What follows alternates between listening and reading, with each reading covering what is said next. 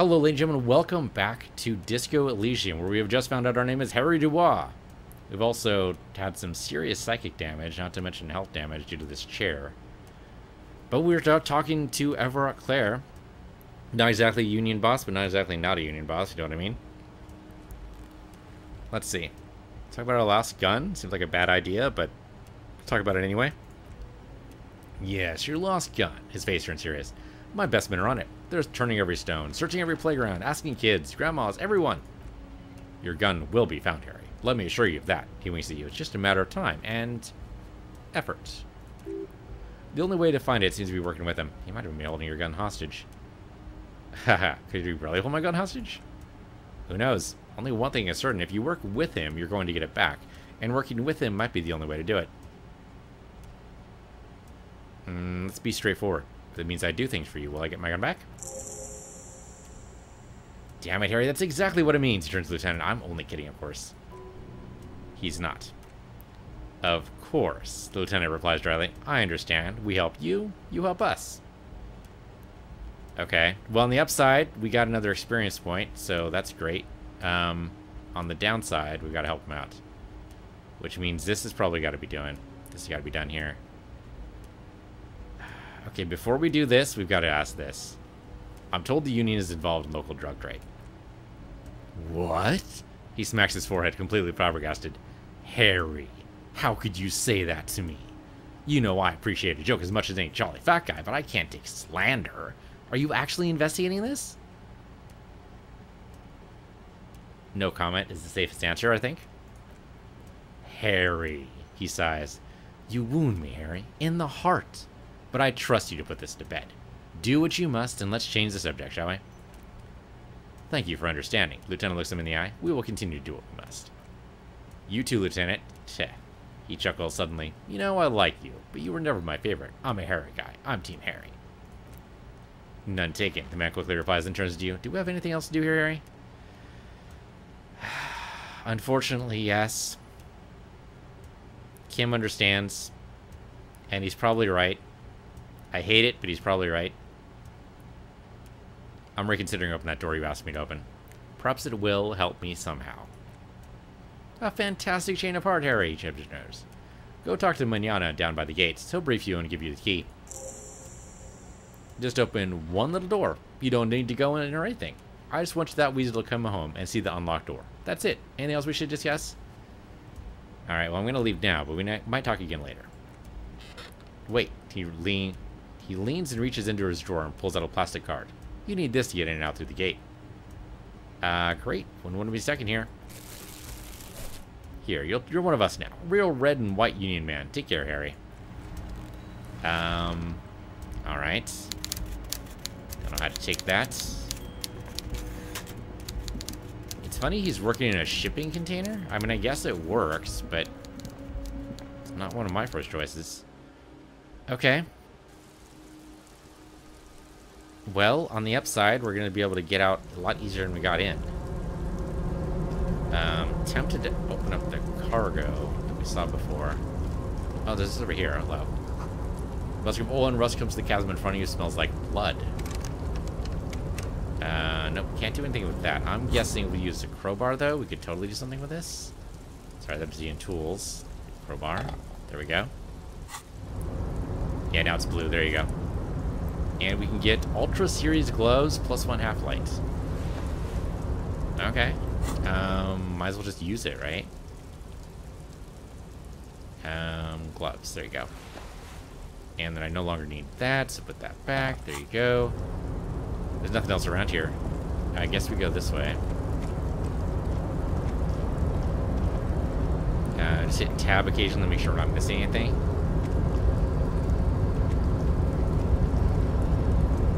Just Kim keeps lighting up because, you know, he's just a great guy. We're supposed to go this way, right? That's, yeah, the stairs over here. There were controls for the container. That container there. I guess we could move it. We could do that. Sure, what the hell. I don't know the words. I'm going to guess... Entiender. Crane child stands tall, proud, erect, and still. Alright, press the other one.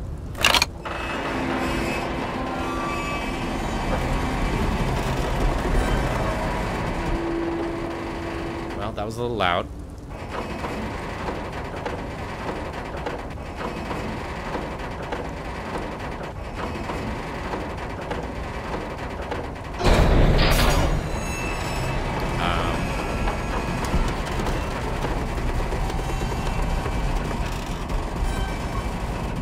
That seems precarious. A surprisingly quiet thunk. That was quiet. The crane places the container down. This crane was built the purpose which now has been fulfilled, to move this container. Alright, what's inside the container? We can say all you know is it's special. I can't see how that was worth a ruckus. He looks at the crate, except for seeing the crane in action, which I admit was satisfying. That's right, he is a crane enthusiast. Alright, let's go over and look at this, because what could possibly go wrong? Before you stands a cargo container, just one of many in the yard. Kim, I think there's something about this container.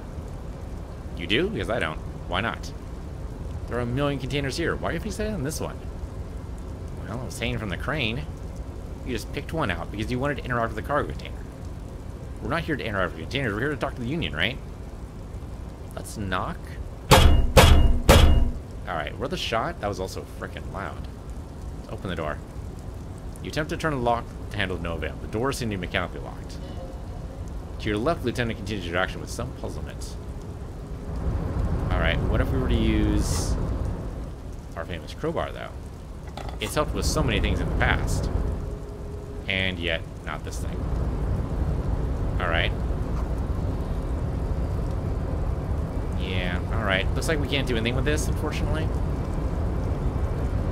It seems weird for this to be here, though. Anything else we'd use? Let's see. Flashlight's not going to help us. Chain cutters? It says lock containers. It's a container, kind of. We can try it. See if this works. Nope. Mechanically locked, and that's it. Alright, we can't do it. Am I actually holding? Oh, yeah, I am, but they look very small in my hands. Those are not going to be big enough to cut anything. Alright, well, so much for that.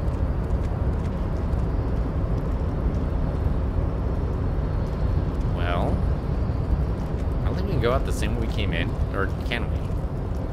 No, we had to jump down, didn't we? How's that gonna work? Oh, that's right. He gave us the key card. And there's a door over here that only takes the key card. That's how we're gonna do it. Yeah, so that's simple enough. Oh, there's been stuff in here. What's in here? Radio is emitting strange buzzing sounds. Not music, unfortunately. Someone left the coffee machine on. The dark liquid in the pot looks almost sentient. Wow, okay. A standard office file cabinet. The drawers seem to be locked. I could open this drawer, though. On second glance, someone has forgotten to properly close one of the drawers. It's unfortunate for the Union to just leave their paperwork lying around like this. Let's see what's in, he thinks. Yeah, definitely do that. Drawer opens smoothly. Inside is a well-organized selection of brown folders. Definitely gonna look through that. Hundreds of documents containing logistical data. Two kinds of transactions stand out.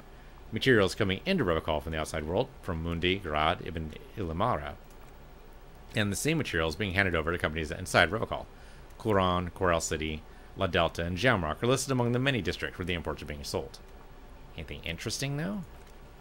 It's hard to make sense of this thicket of company names, dates, quantities, percentages. You try to focus, but the lines are getting blurry. Oh, we have pretty good volition, though? Yeah, there you go. Whatever hidden here is hidden well. Concentration isn't enough. Only a trained accountant with a background in logistics would be able to really make sense of it. However, there is a little handwritten note stuck on the side of the drawer. Okay, look at the note. It appears to be a to-do list written in large, uneven capital letters. Remember, Leo. Evart shoes, special whirling borscht, water Evart's plants, sweep office floor, more banners. All items on the list have been crossed out, and the note itself is crumpled. Look, I have a to-do list with a list of errands for Evart. He inspects the note. One of his aides must have left it. Nothing incriminating here. What's so special about this borscht? Good for drugs, booze, blood? Another look. Okay. Yeah, alright. Let's slide shut. We took a risk there. We probably should not have done that without saving first. That is a postcard. Alright, take the postcard. I know. You know what? Stop poking things without saving first. How about that? We'll save here. We did override a save there. Probably not the wisest move, but I did it anyway. Okay, what do we got over here? We have medicine for morale. Yet another thing for that. I will look at this too. That are some... Okay. +1 to visual calculus, -1 to drama. But hey, there's shades. Can't go wrong with some shades, right? There you go. +1 visual calculus. Actually, there's some nice stat here. We have a -2 our savoir-faire right now. Also -2 our total drama. Lie and detect lies. Seems like the shades would actually help you with that, but okay. Alright, then there's these things over here. What do we got? This is a Dewey typewriter. The model name is on the back. Every worker, member of the board is written on top of the flyer. Yeah, that is a weird... It's a weird request. Okay, there's this thing over here. Apparently we can talk to. Was it a phone? Punch clock payphone. It's an imposing combination of punch clock and payphone is looking down at you from the wall. A note on the top side says, tokens unavailable due to strike. Use change. Ooh, do we want to use 10 cents for this? I guess we do have the 20 real pay for the room. So we can spare the 10 cents, I guess. Why do I want to call anybody, though? I don't think we want to call anybody. I think we're good. I can't think of anybody I want to call. Yeah, I think we're fine. Alright, let's move on. We're supposed to also talk to, well, the muscle head, basically. Get the body down. Be nice to do that before we all go to bed. Is it this guy over here? I don't think so. Maybe it is. See what he has to say. Your race descent has only worsened since I last saw you. You have really let yourself go. Conceptualization, yeah, that's never going to be high enough. Alright, Everett told you to help us get the body down from the tree. So it was you. You surmounted the harbor wall in a display of athletic prowess to reach my superior, then had him give me an order. I salute your cunning, and I will remove the body from the tree with my bare hands. You're so noble, Measurehead. But while I'm gone, someone must stand guard on the bridge. That someone needs to be you. He turns to Kim. Both of you. That would mean you're openly showing the people you're taking the Union side. What if we don't want to do that? This is the uncomfortable result of not taking it down ourselves. I can live with a compromise. Listen to your little friend. He is wise in his childlike way. His mysterious race may yet prove fierce competition in my heroic couple group. I mean, Kim's kind of right. There is a trade-off here. And the fact that we can't bring it down ourselves means this is the trade-off. Yeah. Say okay. Babes, they stay there the whole time. Alright. So we just stick here and basically just wait anyone else from coming to the door. Hopefully no one else is going to do that. He walks in a very, I don't know, like something, he has something up his ass, basically, is what he walks there. Alright. Lumen's gaze follows Measurehead as he leaves. So, you guys are like cops or something? Why are you with Measurehead? Look at him. He's craniometric perfection. Are you cops or what? Yeah, we're the law around here. Cool. I like men with guns and power. Woman twirls her hair. I'm Katya, by the way. You heard that? Lieutenant looks towards the yard. That sound. He's breaking something. Yeah, Jean-Luc must be really tearing it up over there. I wish I could see it. I also wish I could see it. Look at you, RCM Rent-A-Cops. Loud voice booms in from below. Guarding that bridge like Everett's lapdog. Is this where it's off now? The RCM is for sale?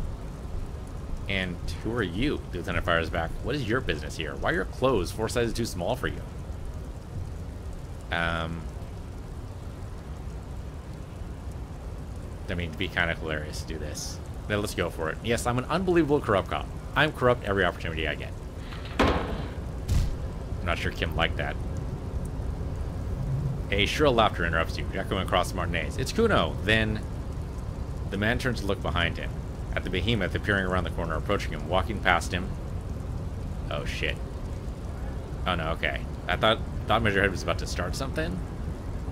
But he's smarter than that. He probably broke down the tree.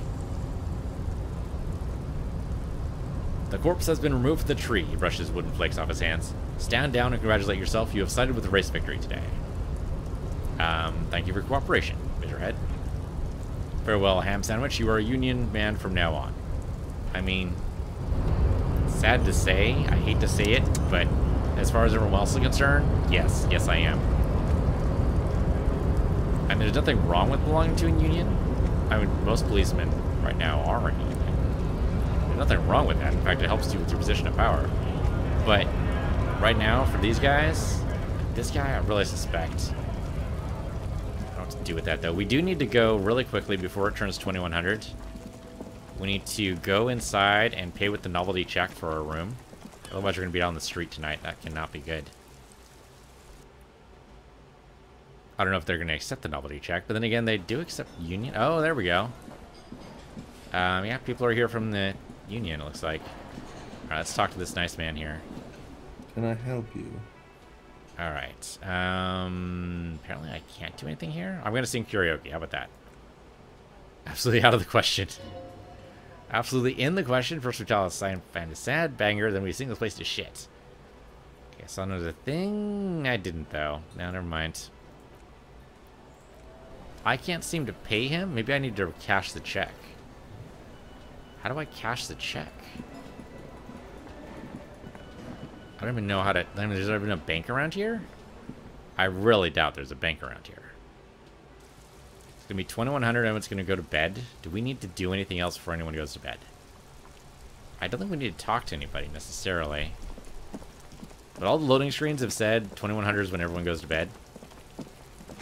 We do a proper autopsy now. Okay. Well, he's down from the tree. Corpse lies on the ground amongst the remains of an absolutely demolished pine wood branch. It's gently down one side. Well, it's down. We gained 70 experience from that? Holy shit. Mr. Measurehead has done a good job, Lieutenant nods approvingly. Nothing is too broken or compromised. The victim is ready for a field autopsy. A field autopsy? Yes. He covers his nose and lists 1. Investigation of the scene. 2. Initial examination of the victim. 3. Field autopsy. 4. Transportation of the body to a morgue. We're on number 3. The fuck are they on about? Cop's gonna cut his shit up. Don't we have someone else for this? A doctor? No. You and I are detectives. The honorary rank of detective signifies your ability to handle the entire incident chain, from an autopsy to cleanup to social work. Everything. Honorary rank detective? An honor and a burden. Attached to your rank once you're proven yourself able, usually after 5 to 8 years of fieldwork. Mine is lieutenant detective. Alright. I guess I feel like a detective. You are. Your station would not have assigned you in this case if you weren't. Now, Lieutenant adjusts his glasses and takes a deep breath. Okay. What exactly is a field autopsy? Come on, officer. He pulls it out, pair under the latex gloves. You know what a field autopsy is. You've done another 100 of them. Give him another pair of gloves. Unfortunately, no. I have gardening gloves. Maybe they're enough? They're better than nothing. Lieutenant looks at the gloves. Tell you what, I perform the anatomical side of things while you take notes. Alright, we'll just fill this in, right? We do have a red field autopsy form, after all, in the ledger. That's right, he nods. You knew it because you inspected your ledger. The lieutenant is relieved you know the protocol. Okay. Open your ledger at the field autopsy form, then. The dead man stares in silence as you crack open the ledger. The bright red paper is covered in boxes and lists, describing the condition of his skin and organs in 3 parts. Above these, an 11-field info form needs filling out first. It begins with assistance. That's you. Alright. Right, Harry Dubois, since we know that now. The corpse is indifferent to your scribbling, just lies there. The next box says, coroner's case number. KK5708030815. Alright, write that down. Next, name. Not applicable. Next, date of birth. Not applicable. Age? Man corrects his glasses. Roughly 50. Right? About, roughly equal to 50. Okay. The corpse looks ageless, like meat on a hook.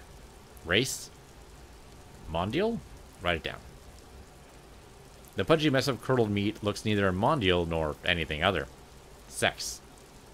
Fucky fucky, little monster exclaims energetically. Male.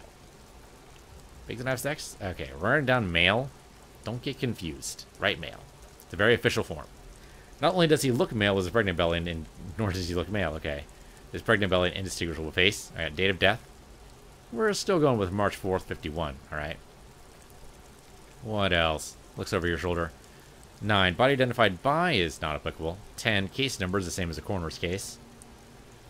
Alright. KK5705030815 listens, motionless, with the cargo belt still around his neck. Only one box remains. Evidence of treatment. None. List not till after the initial examination.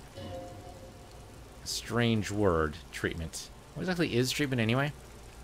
Interfering with the body's position or wounds post-mortem. How did you not know that? Aren't you a cop? You're leaving a weak impression here. Say something sure-handed. I mean, technically there was interference by the kids, right? The kids interfered. Alright, anyway, no treatment. Lieutenant places his gloved hand on the corpse's chest as if in preparation. Your central nervous system recognizes this gesture. It's the stations of the breath. Ticket, religious in nature. A holdout from pre-DeLorean burial rites. Takes them 2 seconds to perform, then... Somewhere in Jamrock North, a small woodshed behind Rosencrantz Row, Lieutenant Nick Feuerbach puts his hand to the chest of a small corpse, no larger than a monkey. It's raining outside, light drizzle. There's darkness in the shed. Elsewhere yet, an obese female sits in a wicker chair, her silhouette ball-like against the window. Outside, Grand Courant. The day is turning dim for Sergeant MacTorson. Hand extended, he approaches, to make sure she is dead, more than anything else. The building is tall, 7 stories, wind-wrapped in solitude. Most of the apartments are unoccupied. This was a suicide, the other an accident, the small one. And so all across Jamrock, Coal City, JRIH, 42 deceased persons found today. 42 stations of breath. We should start the postmortem. The corpse cannot feel Kim's hand on his chest. It no longer meaningfully interacts with any of its surroundings. A thicket of boxes and lists on red copier paper tries to answer why. Alright, well, first things first. External examination. Clothes, he begins. The deceased wears unarmored boots and white briefs. The make of the briefs is Brabodine, I think. Let's see. He turns the body up to its side to check the underwear label. See, it's happening. Brabodine, yes. Inexpensive. Size medium. Color white. Disappointment is palpable. The red-haired thing was expecting something more lurid. Write it down. The boots are ceramic. Vitreous enamel. They're fused to the skin from blood flowing downward post-mortem. Removal of the boots is left for processing. Alright, write that down. Tattoos. He stands up, feet planted on either side of the body. The upper torso is covered in a single continuous tattoo resembling a map of the night sky. Reaches from the right shoulder to the heart. The ink is blue and white. The assistant has a color photograph of the markings to be added to the case files as document A1. The photo is taken on the scene using a Trigot Mini. The deceased has a cargo lashing belt around his neck tied with a hangman's knot. Color yellow. Length 3 meters. There is a buckle on other end. Alright, write that down. He proceeds to measuring tape. Well nourished, athletically built, measuring 1.80 meters. Generally consistent with age, about 50. Preservation is good, ambient temperature below freezing. Body hair is light brown, distribution is consistent with age. He kneels in to get a better look. The deceased had male pattern baldness, hair is combed back, short. Alright, write it down. Why would I want to touch the corpse's hair? I'm not sure that matters, just write it down. Lividity is consistent with hanging. The head is congested. Contusions are present on the head, chest, and thighs, consistent with stones thrown post-mortem, low velocity. Fucking low velocity the kid explodes. You think Kumo doesn't know what you're talking about? Velocity was fucking max. Talking shit about Kumo's velocity. Lieutenant pays no heed. In addition, there are bite marks on the face, scalp, and chest, consistent with predation. Okay. We're not going to amend for high velocity. Come on. Write down. Ligature mark. The lieutenant produces a small folding knife. With the other hand pulling on the belt, he starts cutting into the polyester. The stench is horrid. After a while, it's obvious the material cannot be cut. The steel wiring, he concedes, breathless. There's too much of it. We need to remove the belt so we can get the ligature mark. You got just the right tools for that. The chain cutters. Oh, yeah. I think we got these chain cutters. Always good to think ahead. Now, he points to the rope squeezing the dead man's neck. When you cut the belt to see the ligature mark below, carefully, with as much precision as you can. Gonna cut his head off. No, he ain't. Alright, cut the belt off. We got a good chance at this. I wish we had saved a little bit sooner. There you go. Well, look at that. Double sixes even. After some deliberation, you sink the cutters in the knot tying the belt together. You squeeze the rubber handles together, sweat forming on your brow. Snap. The knot is slashed. Another cut and the belt falls apart like a flower bouquet, revealing the dead man's neck and the dark red ligature mark around it. Lieutenant kneels closer, running his finger along the dark red groove until there's a gap. The rope rises to a point, leaving a gap in the ligature mark. The suspension point is in the back of the neck. As it ought to. This is where the grip on the curdled meat is gentlest, pulling up. Hemorrhaging is observed on the skin above and below the ligature mark. The mark is well pronounced, consistent with a drop from 1 or 1.5 meters. Chest is intact. He presses down on it. Normal contour. Abdomen is protuberant. Pelvis intact. Genitalia pulls down the man's underpants. Now it's gonna happen. Fucking knew it. This is clearly what they've been waiting for. Ever since the autopsy began, Lieutenant is trying to make it as boring as possible. Genitalia is male and unremarkable. No evidence of injury. Alright, write it down and move on. Back is symmetrical and intact. He struggles to turn the corpse on his side. Upper and lower extremities are intact but asymmetrical. There are combat injuries on the right hand, thigh, and hip. Bullets have bitten little pieces out of him. Must have been excruciating, especially the hip. Before you is the temple of pain that knew little tenderness in life. In addition, I see smaller residual scars, too numerous to count, covering about 30% of his skin.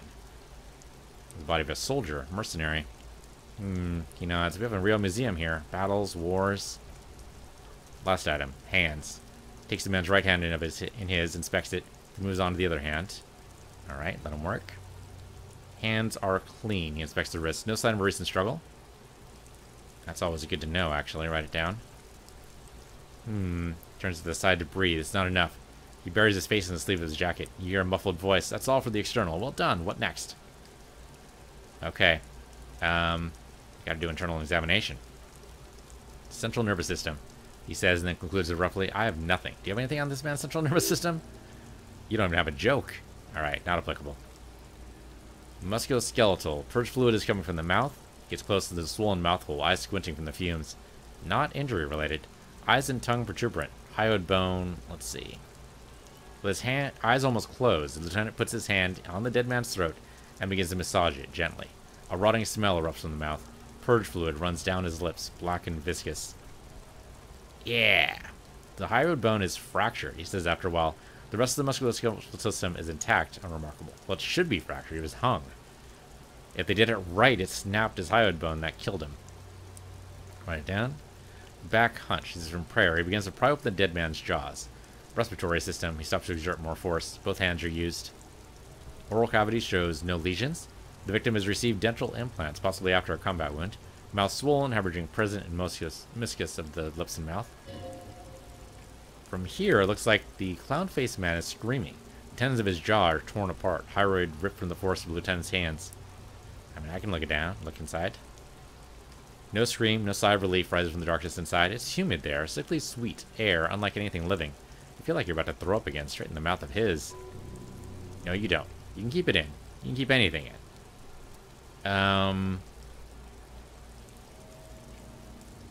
I mean, we succeeded it, but let's not go crazy. Let's not go deeper inside. We're good. Write it down. Hepatobiotary? No, not applicable. Alright. Same for toxicology and serology. Alright. Cardiovascular. The body exhibits lividity in the lower extremities. Feet, hands, and neck. Visually consistent with a hanging. Yeah, true. Gastrointestinal. Brings aside the approaching relief. This is the last field on the list. He looks around. To the ground, the pools of feces there. Then he touches the corpse's bloated lower abdomen briefly and says, digested semi-solid food in stomach. Voila. Right, omit the voila. What's next on the list? Well, description of the injuries, obviously. Let's see. He tilts his head. We have bite marks, contusion on the head and chest, and a ligature mark encircling the neck. You need 3 fields. Leave a 4th one, too. Alright, let's do bite marks. Head, chest, and scalp bite mark injuries. Predation by birds to cause damage to the body. Odontologist does not need to be consulted. Yeah, he was not eaten by people. We're fine. Your opinion, officer? Non-fatal post-mortem. Agreed. Next injury, contusions. So, the scalp bleeds from post-mortem head injury, stone. The injury does not have the rim of an early inflammatory response. Perpetrator on the scene is confessed to causing it post-mortem. At maximum velocity. He is confessed to causing it at maximum velocity. Alright, write down. Coagulated blood sticks to the scalp and chest, where the countless stones have hit the dead man. Beneath the description of injuries, 2 boxes. Alright, non-fatal, post-mortem. Right, ligature mark. Dark red abraded ligature mark encircling the neck with a gap in the nape measuring, let's say, 7 centimeters. Hyoid bone is fractured, the cervical column intact. Ooh, cervical column intact means he probably didn't die instantly. Hyoid bone might have been enough to kill him. I see hemorrhaging on the skin above and below the ligature mark. Depth of the mark, 1 centimeter. No signs of clawing on the neck. Oh, no signs of clawing. If his hands weren't tied, that means it probably was instant death. Below the note, 2 customary boxes await to be ticked. The man's head jerks to the side, awaiting your judgment. The ring hovers around his neck and visible. That was fatal. That's it. Cracks an uneasy smile. We've established cause of death. It's not much. It leaves to be a must-be question, but it's a start. Another 70 experience, which that should be another level up. Yeah, there we go. Another skill point. Produces a small black plastic roll from his jacket. A body bag. Let's wrap this up. I pronounce this field autopsy over. Alright, how did it go? Well, we established probable cause of death. Some would say the goal of the autopsy. And what else? We were thorough with the list of injuries, too. We described them all in detail. What's there to say? Given the circumstances, we're professional. Oh, yeah, well done, Master Detective. Maybe a drink is in order? Alright, what now? Enter a copy of that autopsy form. They'll drive him to Faubourg. Alright, about the autopsy. For processing.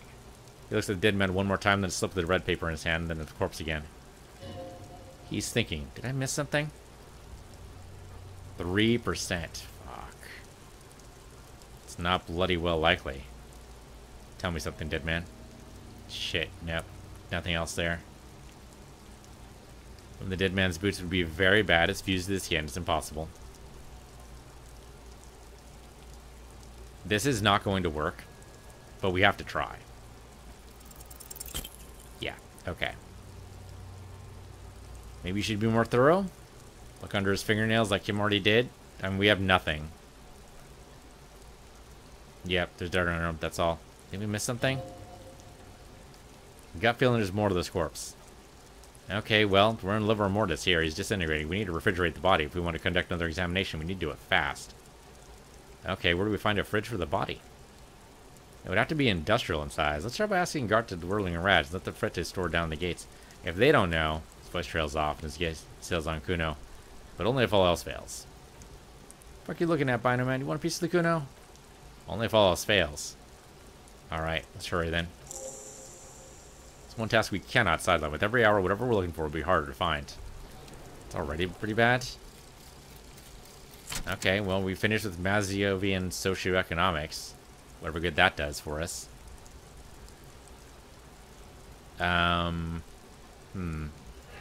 Left-wing dialogue options give +4 XP. Unfortunately, it does reduce our authority and also reduces our visual calculus. Well, that's bad. It seems bad. I'm tempted to forget it, but I don't know. We might need it. The +4 experience as we go could be pretty good. Right now, we have 3 skill points we can use pretty much anywhere, and I'm going to keep those right now because we don't need them yet, and I don't want to waste them. So they're going to be kept right where they are. Thank you very much. Okay, let's go ask the manager to see if he has anything for us here. It seems like his refrigerator's got to be pretty good. I'm really curious about that blue door on the back, too. That seems very strange. Okay. Hello, sir. Can I help you? I seem to be in need of a fridge. Yes, for the dead body. You want to put a dead corpse in my fridge, right? That's the gist of it, yeah. Well, I have a fridge and you're not putting it in here. Why? Because this is a culinary establishment, not a morgue. I can't believe you even asked me. It would only be for it. Lieutenant, you too? Can't believe it. You're asking too? No, the answer is no. I will not turn this place as if I've got a macabre circus. Wow. Turned the lieutenant off like he was a busted old radio. He really is the lord of his realm. Let's go talk to the Frate clerk. Alright. I don't know what the hell the Frate clerk's gonna say. I mean, probably the same thing, right? Probably fuck no. Although, she doesn't have the authority? I don't know. It's so hard to tell. Take breaks, talk to strangers, explore. I mean, to be fair, we're already pretty late in the case. It's already 21:37. Most people are going to be thinking about stopping for now, but I'm surprised that scab worker is still there. Or the wannabe scabs, I guess. They're not actually scabs unless they get the job, right? I don't think I saw this before. Yellow roses, dozens of them. Two. Okay, let's talk to her. See what she allows us to go to the fridge. Is this about the questions again? Because I don't really know anything. Okay, I need to exchange this novelty check for cash, please. Okay, rolls with the giant novelty check. Actually seen it before and slips it under the counter. Okay. Anything else to do for you? We got the cash, no big. Well, the whole thing on speed and gin right now. Speed and gin. Great combo and some local dealers, maybe. Alright. Do you guys have a warehouse in the back of the Borlinger Ranch? Warehouse? I don't know. Maybe. I don't really care what Frite does. Give me something to work with here. Come on. Is that from under her brow? Fine. Frite doesn't have a warehouse. Just a little back room here, okay? She looks back to her magazine without waiting for you to respond. Alright, what about a fridge? Right behind you. Should nudge for the buzzing machine in the corner. You're right. This is a fridge. Wicked. Yeah. I need to store a corpse there? She keeps chewing on her gum. You're joking, right?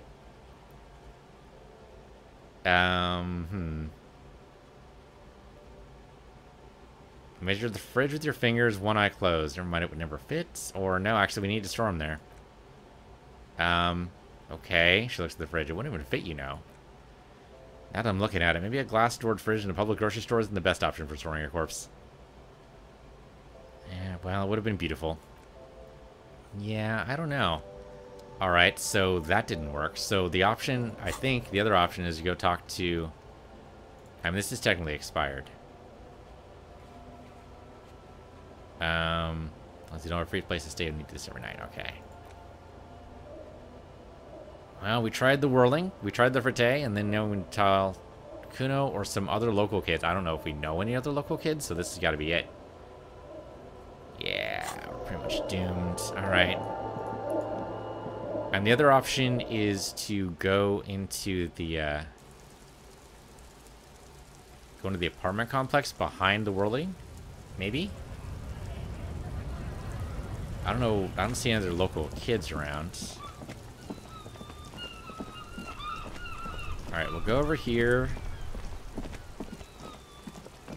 I really don't want to ask local kids, though, so maybe that's not the answer. Maybe we need to go to the apartment complex. There is a door there that we didn't open, and now we have a key. I think we're supposed to do that for the union boss guy anyway.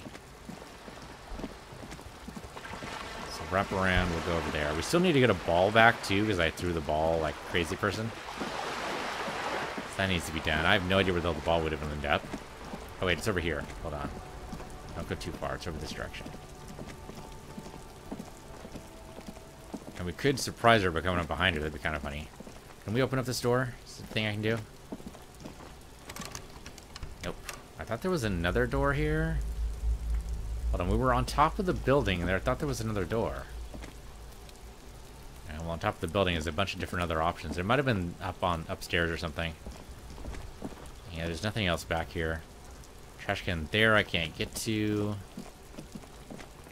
He did say there must be another way out in the building. Only other way I can think of would be if we're to go in here. How about this door?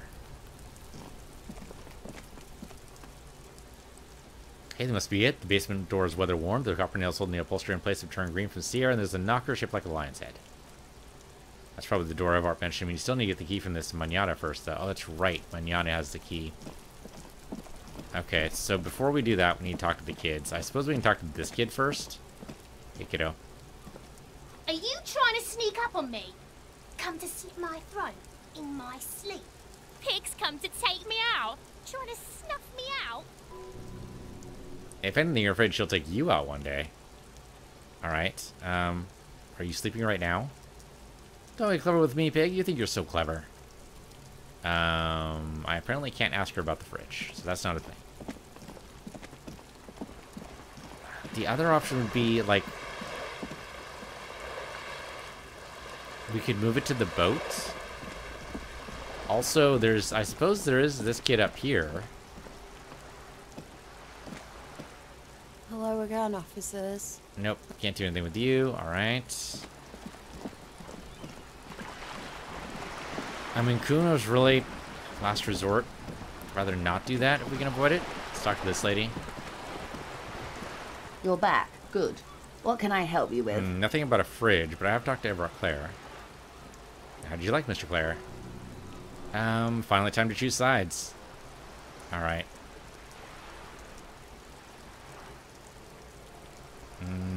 Yeah, I wish for fealty to you in the cause of capital. That's hilarious. He's a bloated rainbow socialist. I mean, that's probably true.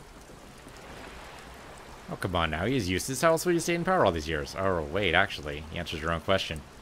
Corruption. That's how he's done it. Fantastic, worm-like corruption reaching to the bowels of the earth. He looks at the ground and nods. The position of my unusual colleague does not reflect official policy. I hope you understand. The RCM does not pick sides. Of course. I don't expect you to share anything he told you with me. I'm not a corrupt worm myself. He turns to you. However, if you feel like discussing something, how can I stop you? Are we not human? Are we not curious to deal another person's take? It's only natural. We would only be gossiping. Tell her she'll like you for it. Yes, you're disgusting. Ty agrees completely. Let's gossip. Okay. Mr. Everett's helping me find my gun. Oh, cars become large and round. That's so helpful of him. The Lieutenant looks at you, and you can swear his jaw muscle is trembling. When I said be wacky, I didn't mean wildly, grossly irresponsible and damaging the RCM. Unconventional police officers sometimes lose their guns. They then go around and tell people about this to gauge their reactions. It's all part of detecting. Incredible. She shakes her head. Simply incredible. And how's it going? Has detecting produced a gun? Mr. Everett is helping me find my gun. Ah, yes. As you said. She looks confused for a moment. Please don't get him in a loop. If he gets in a loop, it will last forever. Ask him to say something else, please. Of course. Thank you for the advice. I'm glad you were here to assist. She turns to you. Your other dealings with Everett are still of considerable interest to me. The Lieutenant will be more lenient towards sharing those, hopefully. Alright, the money you gave me, would that make things weird if I shared information, I mean? Weird? Oh, no. One of the positive things to come from Revolution is the unhindered exchange of information, you see, even when it comes to trade secrets. Which isn't to suggest our talks constitute corporate espionage. Even if they did, it would be fine. But they don't, since you logged the money as donations. It's clearly just gossip between friends. And yet, nevertheless, I don't have the option to tell you about anything else. Alright. I mean, I would love if you had a refrigerator in your boat, but it's unlikely that would actually contain or be large enough for that to work. Alright. So much for that. We might have to talk to Kuma about it, unfortunately. There doesn't seem to be very many options. We could possibly use someone's refrigerator without them really knowing about it, but that seems unlikely. I mean, I don't know about you, but my fridge, first of all, is not big enough to hide a body. You have to remove basically everything else in it. And I think I would notice. I think the next time I go for a glass of water and there's a corpse in the place of where, say, you know, the water would be, that I think I would perk up and say, something here is definitely amiss. I might also possibly scream and go, what the fuck? But, you know, that'd be a side issue. You missed it at show before. A gift came by, completely fucked a tree to pieces. Alright, let's not get... He fucked the tree up. Fucked it good. It was porno. Well, I wish I could have been here to see it. Now I have some questions. Okay. I need a fridge to stash the body. Okay, he knows the fridge, perfect for freezing. Great. Where is it? Baconman's in a rush, but what's in it for Kumo?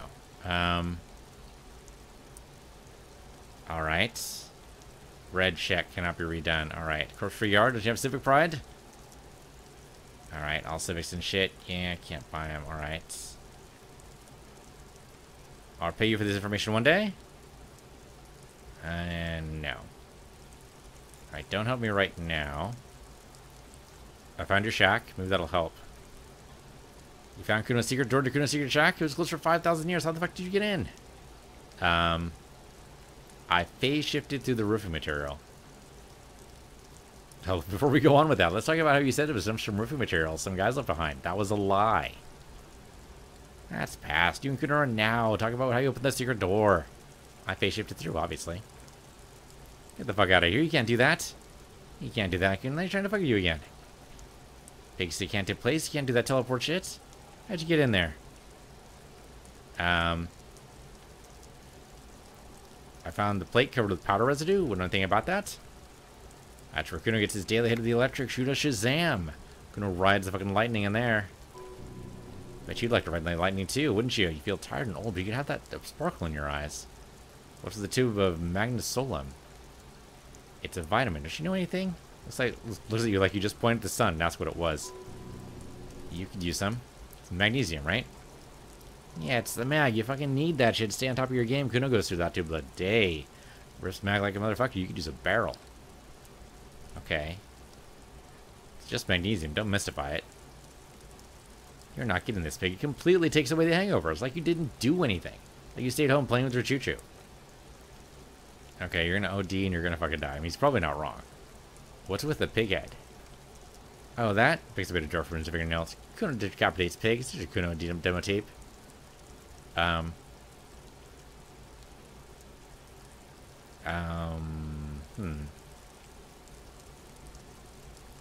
Cool pig head. I liked it. I got one too. This one. Point to your head. It's shit. What? What is this? Fucking yourself? This is weird little shit. Kuno doesn't go there. Oh, we weirded out Kuno. Oh, thank goodness. Fuck your shit back to normal. What is this? I heard enough of that. Okay, I want to do this. We talked to Kuno S. Okay. Okay, let's leave off for now. Because I want to save the game. It did just autosave too, and I know that. Oh, we can't save the game. Possibly because it was autosaving. Yeah, that's why. Okay, that's fine. I want to do a new save because we're going to do this check, and we're going to freaking knock it out of the park. Fuck this Kuno, okay? Even if it takes 5 times. We have an even chance. Hell yeah. First try. Just got to convince the game, and I'm coming back every time. Alright. Act on it. Try to separate them. Fuck you whispering about? He's whispering too. He's going with it. But watch what happens. Fuck you guys whispering about? Kuno wants to whisper. He's gonna fucking whisper, okay? Let's whisper. This is it. You got him. But be careful. You can still fuck this up. Don't make Kuno look bad in this. Okay. So, what's up with her? She's terrifying. Crazy scary. Crazy. You don't know the half of it. She's not crazy. She's insane. Dangerous. She smoked a man. She's done people in. Probably even pigs. Stop talking to him. Fucking warning you. She understands what you're trying to do. Yo, see? Did Kuno not tell you? Kuno told you. Kuno talks to whoever he wants. Now just down again. Talk. Kuno's got it under control. You did it. They're separated. He's even turned his back to her so he can't read his lips. Alright. What do you mean she smoked someone? I mean, she killed someone. That's right. She's a killer. Like, actually a killer. What if she has, Kuno? That would explain things. Fucking yeah. Kuno knows you don't want to face this right now. This dark shit. Kuno faces this shit every day. It makes Kuno's skin crawl. She probably killed a pig too. I mean, I'm pretty sure she has. Okay. How many cops did she kill then? Where Kuno said that. Kuno's just shitting. Kuno's running his mouth. Kuno's stupid like that. He feels eyes on the back of his head and stops. The creature appears at you from over the fence. There's something searching in her eyes. Fear. Does you think she has anything to do with the dead man? Yeah, she would have liked to fuck him up, but she didn't. Kuno wasn't around. See, it was with Kuno. Where were you? Look, Kuno's gonna put you at ease. We didn't do it. Alright. Is she your sister? Fuck no, she's not my sister. She's a stray who got in, like a mad dog or some shit. Stray? Yeah, she was just there. Went to the apartment building behind the fence. What was that, Kuno? Little one twists her neck, looking at the building. Kuno flinches and lowers his voice even more. She was in the hallway, dripping wet by the fucking shoe rack in the dark. Why was she wet? Kuno's got no fucking idea. Her hair was all wet. I think she pissed on the floor, too. She was there for 3 days in the corner, every time Kuno went out. She got in? How? I don't know. Someone left the door open. Kuno comes home and she's sleeping under the desk in her pile of clothes like a dog. What about your parents? Kuno's dad doesn't give a shit. Doesn't even see her there. I don't think it's fucking Kuno. Shit's all on Kuno. Kuno S, one of a kind. Or two of a kind, rather. She's insane? Yeah, she's psycho. None of that kitty psycho cat burning shit. She does the real deal. What's the real deal? Snuff radio shit? Believe me, pig, you don't want to know. And that language she uses. Fuck no, she says it's the song of her people or some shit. Do you know what people? Crazy people. The fucking Nakis? I don't know. Some things are too awful to dwell on. Maybe some kind of defense mechanism. Alright, why is she called Kuno West then? Because she fucking looks like Kuno. You don't know her name? Nobody knows her name. Kuno told you she was a psycho killer. How are you dealing with all this? How's Kuno dealing? Kuno's dealing just fine. Doesn't need any fucking with C doesn't either. Kuno's got this shit under control. Alright, you need backup. I'm here for you. Listen, listen. He points to his eyes and yours. C is Kuno's go-to. Kuno's protecting her. You fuck with C, you fuck with Kuno. You threaten her, you threaten to take her away. That's what it all comes down to. He needs you to take him seriously now. The boy looks at you in the eye. Black pupil's trying to focus. I'm gonna kill you. I'll run when you put the cuffs on her, sneak up on you later, and fuck you up. You understand? He may not be able to do it, but he will try. Right now he believes he will. Alright. I can respect that. Alright, now we can do business. Business? Yeah, what do you want? Kuno can help you with... Starts to no longer whispering. See, relax. Respects the Kuno. Made him respect the Kuno. Respect the Kuno. Got all kinds of shit. Gonna get you hooked on illegal narcotics if you want a little run errand for the Kuno. Get you hooked. Alright. I mean, the fallen pants are kind of tempting, but I need that money for other stuff.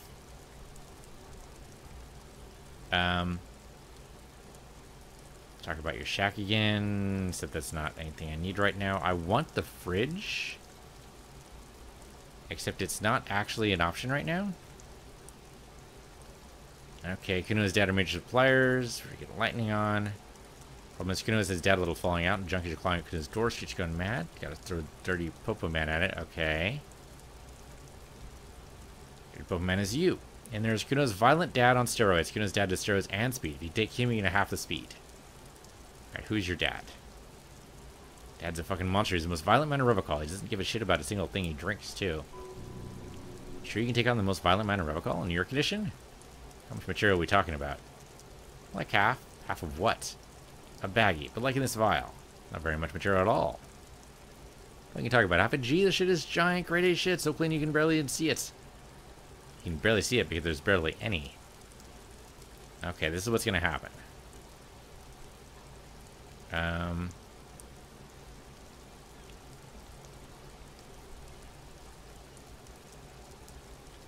I don't know if I'm going in there. I'm going after the most violent man in Revocall. How about that? Sure, whatever. If you survive, make sure to bring that shit back to Kuno. Kuno's almost out. You wouldn't like that Kuno was out. Kuno's violent dad got Kuno's key, so you need to fuck your way in there. Go to the pier side. Bang on the door till the cleaning episode's in. That's how Kuno gets it. Go to room number 12. Get down the... Okay, that's how we get into the apartment building. We need to go around the other side. Then it's action time. You're locked in the room with the violent head. Okay. That's it. Next time Kuno sees you, you better have a shit. Come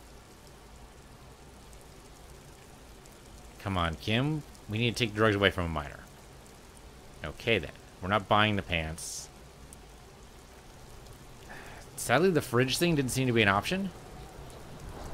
So now we're kind of in a weird spot. Okay, let's talk to Kim real quick. We should think about calling it a day, maybe. The nights are still miserably cold this time of year. Pick up where we left tomorrow morning. Is the body still out here, though? I don't know. We still have until 2 o'clock to get shit in order. Yeah, okay. Well, we'll do it. We'll figure something out. I don't think it's time to go just yet. Probably not time to go to bed. We need to freeze the body. That'd be the greatest thing we can do. For right now, though, that'll do it for this episode. Thanks for watching. This has been Disco Elysium. I'm PC Universe, you're PC Universe 2, and I'll see you guys next time.